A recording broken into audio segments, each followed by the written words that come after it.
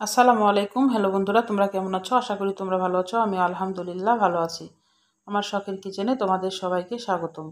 প্রতিদিনের মতো আবারও একটি রেসিপি নিয়ে আসলাম। তেল ছাড়া আমের খাটা রান্না করে দেখাবো একদমই সহজভাবে।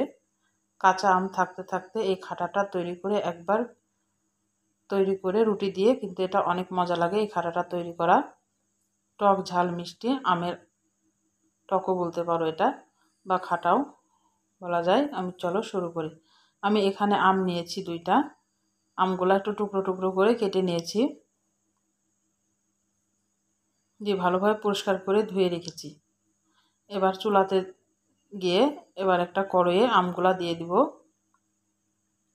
আমি তেল ছাড়া এই খাটাটা রান্না করে দেখাবো। এই খাটাটা কিন্তু রুটির সাথে অসম্ভব মজা লাগে। একটু পানি দিয়ে দিলাম আমটা সিদ্ধ হওয়ার জন্যে।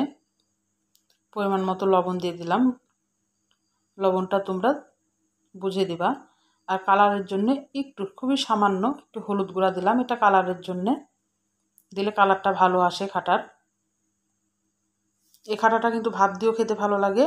আগেকার নানি দাদিরা কিন্তু এগুলো রান্না করতো খুবই, দিয়ে কিন্তু ভাত দিয়ে রুটি দিয়ে কিন্তু এটা খুবই ভালো লাগে খাইতে। এবার আমি ঢাকনা দিয়ে একটু ঢেকে দিলাম। মিডিয়াম আঁচে আমটাকে আমি সিদ্ধ করে নিব।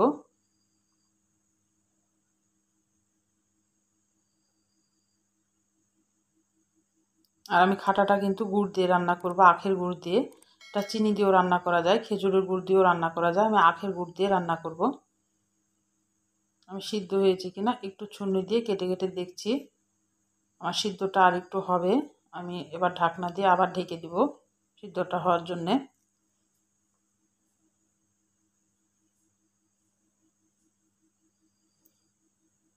এই যে আবার তুলে নিলাম। আর জালটা কিন্তু মিডিয়াম আঁচে থাকবে।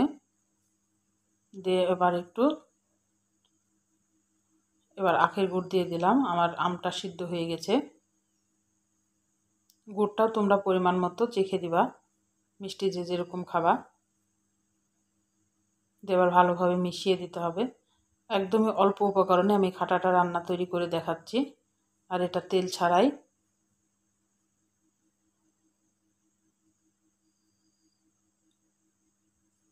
ভালোভাবে মিশিয়ে নিলাম।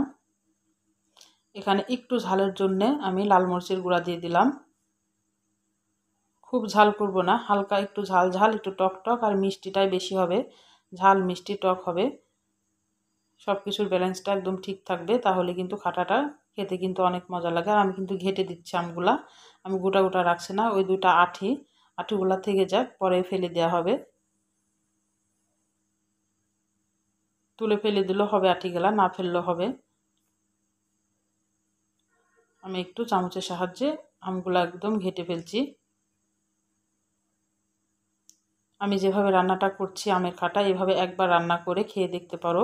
আর এটা কিন্তু রুটি দিয়ে বেশি মজা লাগে খাইতে। ভাত দিয়েও ভালো লাগে, কিন্তু রুটি দিয়ে আরও বেশি মজা লাগে।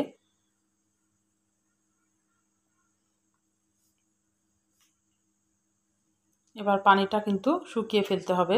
গুড় দিয়েছি সে কারণে গুড়ের আবার পানিটা বের হয়েছে। যে একদম গাঢ় করে ফেলতে হবে।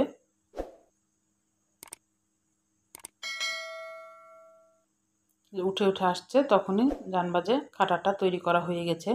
আমার খাটাটা তৈরি করা হয়ে গেছে। আমি এবার পরিবেশন করে তোমাদের দেখাচ্ছি। দেখো কত সুন্দর হয়েছে। তাহলে আমার রান্নার যদি কোনো অংশ তোমাদের ভালো লাগে, প্লিজ চ্যানেলটাকে সাবস্ক্রাইব করে দিও, একটা লাইক দিয়ে রান্নাটা দেখা শুরু করো, ছোট্ট একটা কমেন্ট করে জানাও আমার রান্নাগুলো কেমন লাগে। আর বেশি বেশি করে শেয়ার করে দিও বন্ধুদের মাঝে। পাশে থাকা বেল আইকনটা প্রেস করে দিও। আমি যখন এরকম নতুন নতুন রেসিপি তোমাদের মাঝে হাজির করব, তোমাদের কাছে যেন আগে নোটিফিকেশনটা চলে যায়। তোমাদের একটা লাইক, একটা কমেন্ট আমাকে অনেক উৎসাহ করে। পরিবেশন করে দেখাচ্ছি। দেখো কত সুন্দর হয়েছে, গাঢ় একদম জেলির মতো লাগছে। কিন্তু খেতেও কিন্তু অসম্ভব মজা লাগে। একবার তৈরি করে খেয়ে দেখতে পারো, একটা কমেন্ট করে জানাতে পারো যে কেমন হয়েছে। তাহলে আজকের মতো বিদায় নিচ্ছি। তোমরা সুস্থ থাকবা, ভালো থাকবা। আবার কোনো নতুন রেসিপির সাথে হাজির। ভালো